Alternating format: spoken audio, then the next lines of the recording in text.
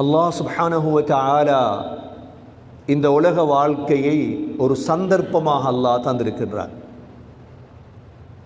இந்த உலக வாழ்க்கையை பிரயோஜனமாக கழித்து சாதித்த சமூகமும் இருக்கிறார்கள்.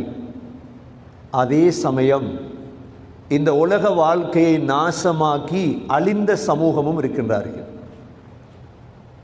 இரண்டு வகையான மனிதர்களை உலகத்தில் எங்களுக்கு உங்களுக்கு பார்க்கலாம்.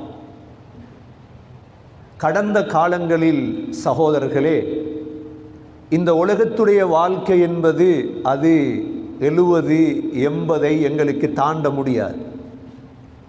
அமார் உம்மதி மா பைன 60 வ 70 சொன்னார்கள் ஸல்லல்லாஹு அலைஹி வஸல்லம், என்னுடைய உம்மத்துடைய ஆயுள் காலம் 60க்கும் 70க்கும் மத்தியில் உள்ளதுதான்.